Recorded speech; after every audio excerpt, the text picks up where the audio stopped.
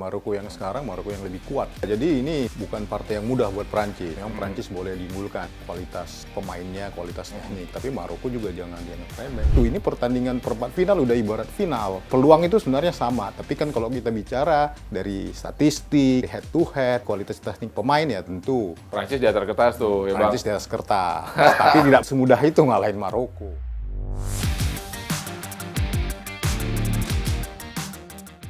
Sahabat Kompas TV, kembali lagi di Arah Juara. Sekarang Pesta Bola 2026 sudah memasuki fase 8 besar. Episode kali ini kita akan membahas pertandingan Prancis melawan Maroko yang akan dilangsungkan malam nanti. Saya tidak sendiri tentunya, saya ditemani oleh Abang Martian Damanik. Oke. Ya. Bang Martian ini juga pundit bola, jadi kita bakal ngobrol asik tentang prediksi pertandingan Maroko lawan Prancis. Bang, kalau bicara tentang Prancis-Maroko, ini enggak kita mengenang semifinal 2022 nih, Bang. Iya. Itu peta kekuatan saat ini gimana nih? Prancis dulu nih kita bahas nih, Bang. Oh, tentu berbeda ya. Situasinya berbeda. Maroko yang sekarang, Maroko yang lebih kuat gitu ya. Maroko yang lebih kuat. Maroko yang lebih kuat. Jadi ini bukan partai yang mudah buat Prancis. Memang Prancis boleh diunggulkan dari segi kualitas pemainnya, kualitas teknik. Tapi Maroko juga jangan dianggap remeh. Jadi Maroko sampai ke babak ini bukan kejutan. Maroko itu udah peringkat ke-7 dunia dan juga pemain-pemainnya kalau kita lihat ada kiper Bono yang cukup baik, ada backnya Nasraoui, ada Achraf Hakimi dan juga striker Ismail Saibari. Jadi kalau kapten Brazil tahun 94 itu Carlos Dunga itu kan bilang, pemain yang terpilih masuk Piala Dunia itu semuanya pemain yang terbaik. Tapi ada 1, 2, 3 pemain yang menentukan. Dan itu sudah dimiliki oleh Maroko. Ada di kaki di Hakimi, Masraoui, ataupun gelandang mudanya yang baru, siapa namanya? Siapa itu ya? Yang gondrong. Ya itu saya lupa namanya. Jadi saya kira ini partai yang sulit dan pasti akan berlangsung sangat ketat gitu loh. Sangat ketat ya, Bang ya? Sangat ketat. Nih, kalau misalnya kan Prancis kan lini serangnya kuat banget nih, Bang. Misalnya setiap pertandingan setidaknya Mbappe ini ngegolin. Betul. Ya, pertandingan terakhir aja mentalitas Mbappe lawan Paraguay kita tahu. Wow, tekanan fisiknya luar biasa nih, Bang. Maksudnya tetap aja ngegolin. Nah, mentalitas itu apakah bisa nih Prancis cukup mendominasi laga dengan Maroko? Iya, saya pikir ya pasti Prancis akan menguasai ya. Jadi kalau kita lihat pelatih Didier Deschamps ini kan ya dia mantan gelandang bertahan, gelandang breaker, tentu dia ingin permainan timnya itu seimbang. Makanya dia tempatkan 2 jangkar di tengah seperti dia dulu, yaitu Adrien Rabiot dan Manu Kone yang menggantikan Tchao Tchouaméni yang pemain Real Madrid yang cedera. Jadi itu sudah terbukti mereka walaupun punya penyerangan yang baik, ada Dembele, ada Olise, ada Mbappe, tapi mereka tidak melupakan keseimbangan tim. Yaitu ada di 2 gelandang tadi, Rabiot dan Kone. Jadi lini tengah menurut saya tetap akan dikuasai Prancis, tapi tidak akan semudah itu bisa menembus. Tidak akan semudah itu. Tidak akan semudah itu. Kenapa? Maroko juga punya materi yang bagus. Mereka punya terutama ya, menurut saya salah satu bintangnya Maroko kali ini selain Ismail Saibari yang cedera atau Hakimi ada Masraoui. Dia bisa bermain di kanan, kiri dan tengah, dan itu waktu melawan Belanda sangat luar biasa dia mematikan penyerang-penyerang Belanda. Jadi kiper, demikian juga dengan kiper Bono. Dulu itu Dulu itu ada legenda Inggris Tony Adams bilang salah satu tim yang berpeluang juara Piala Dunia itu adalah tim yang punya kiper yang bagus dan back yang bagus. Maroko sudah punya itu, kiper Bono dan Masraoui.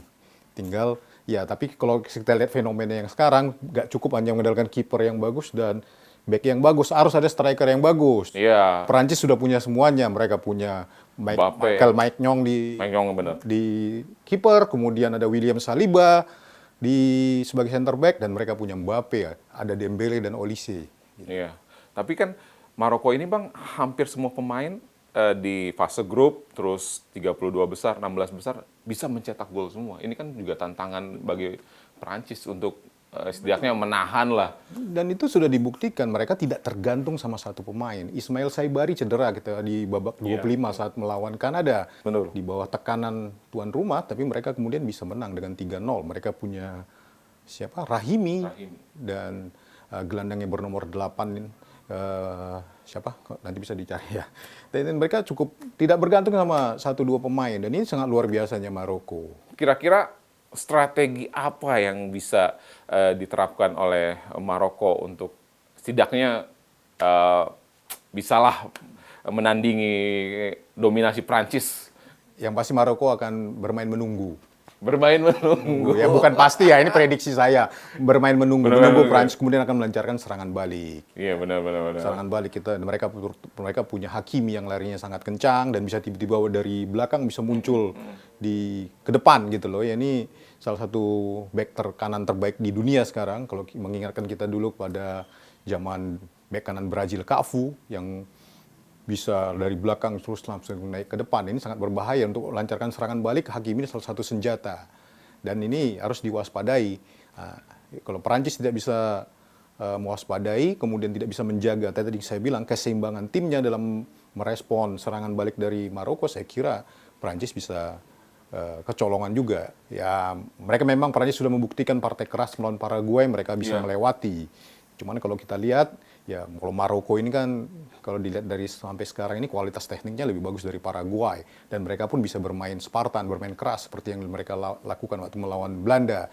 Jadi ya Prancis harus bekerja keras untuk menang walaupun di atas kertas Prancis unggul.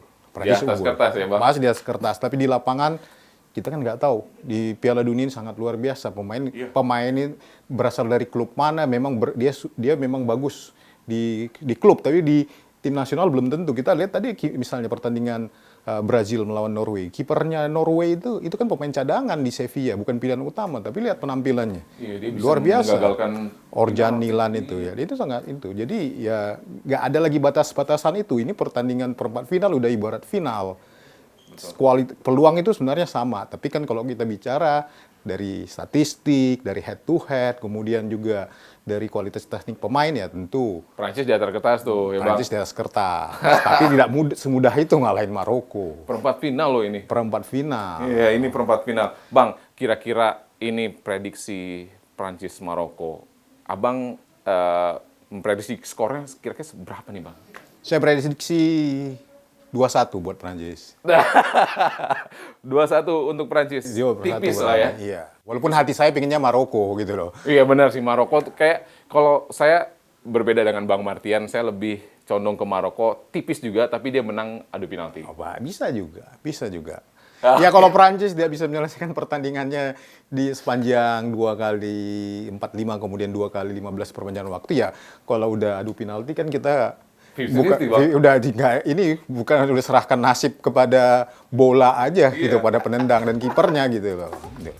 Nah, gimana prediksi sahabat Kompas TV kalau Bang Martian bilang 2-1 untuk Prancis? Memang secara statistik Prancis menang di atas kertas, tapi apakah Maroko akan memberikan kejutan? Silakan komen di bawah. Salam arah juara.